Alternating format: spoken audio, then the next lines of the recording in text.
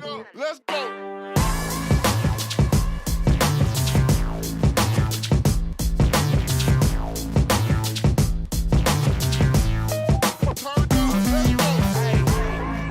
Ármann, 300 leikir og 450 þegar allt talið. Hvernig tilfinningin? Já, það skemmtilegt sko. Það gaman að fá að upplifa svona fyrir sitt félag, sitt uppeldisfélag. Og í raun og veru erum við svo sem ennþá að telja. Ég að halda áfram, ég ekki hættur. Nei, þetta engin enda stöð. Nei, ekki ennþá. Þannig að, jú, þetta skemmtileg tímamót. Ég viðurkenna það. Varstu að telja sjálfur? Vissirðu að því að þetta væru tímamót sem væru svona nálgast? Ég vissi að því og var myndur líka ofta á það. Fólk í kringum mig sem hefur gaman að fylgjast með svona.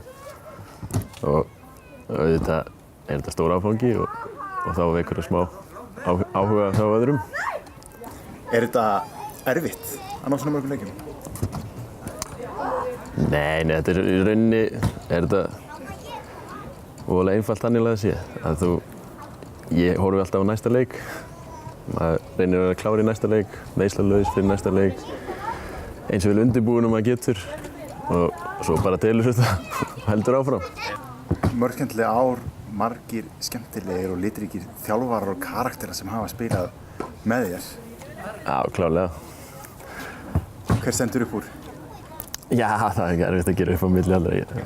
Fullt af frábæra þjálfurum sem ég hef haft og fullt af bara mjög góðum og skemmtilegum strákum sem ég spila með. Það svo sem ef maður fær að telja á sama þá verður sjálfsagt eitthvað yfir 100 eða eitthvað, ég veit það ekki. Það gríðarlegur fjöldi allavega. Mikið af mismunandi karakterum eins og segir. Og það bara gaman að fá að kynna svona mörgum.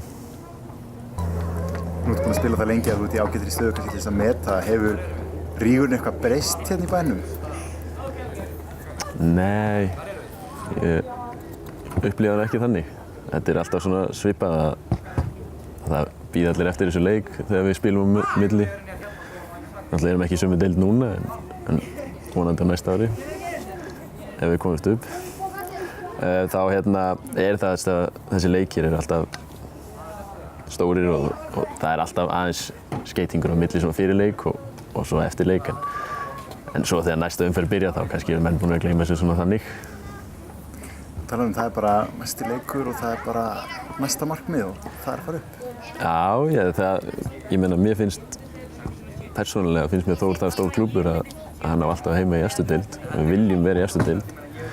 Við stefnum alltaf á það en það alltaf mismunandi hvaða stefnu við tökum varðandi leikmannahóp og hvaða fjármagn við kringum það. Þannig að það eru margir þættir sem að spila inn í þegar fótboltalegir annars vegar.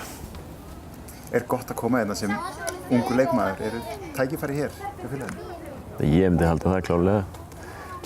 Það sést kannski bersýnilega á liðinu hjá okkur núna að það eru margir ungir strákar að fá að spila og margir ungir strákar að fá að vera í hóp og koma aðeins inn á og fá einhverja mínútur í reynslubankann. Fyrir unga strákar sem eru að stíga sín fyrstu skref í meistaraflokki náttúrulega aðalmálið að fá smá smjörþef af þessu og þannig að maður bæti aðeins meira í og leggja sig aðeins meira fram. Þetta alltaf skemmtilegt? Þetta það, já. Og jafnvel verður bara skemmtilega þegar maður fyrir að sjá fyrir endan á þessu þá fer maður að njóta þess aðeins meira. Og það bara eins og núna, þá tekur maður 1 ár í senn og vonar það besta, maður sleppir í meiðsli og fá að spila og njóta þess að vera inn á vellinum og vera í kringum svona hóp og inn í svona hóp. Það mjög gaman. Nú menn eitthvað verið að telja þetta og ekki að finna leikmann sem hefur spilað svona marga leik fyrir félagið og þú ert ennþá að telja í bankann. Það ekki bara að reisa stytta þér hérna? Nei, við skulum alveg sleppa því held ég. En ég ennþá að og vonandi eitthvað áfram. Þess að klára þetta tímabil og vonandi verður maður góður eftir það og getur haldið áfram. Nú bara halda áfram að safna í bankann og setja metið það hátt að gefa þessum ungu leikmönnum eitthvað til þess að stefna? Ég veit ekki hvort þetta sé almarkmið að ná mér í einhvern leikjafjölda. ég hugsa að sé almarkmið á þeim að komast í liðið og fá að spila og reyna að koma þessi liðið upp í úrvalsdeild og halda þið þar.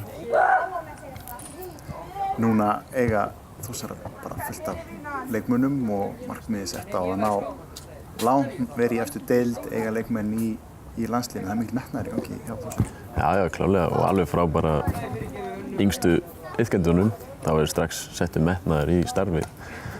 Auðvitað þetta þannig að það ekki allir að æfa til þess að verða atvinnumenn eða ná eitthvað langt í íþróttum. Það margir að æfa bara fyrir félagsskap eða hreyfinguna eða hvernig sem það er.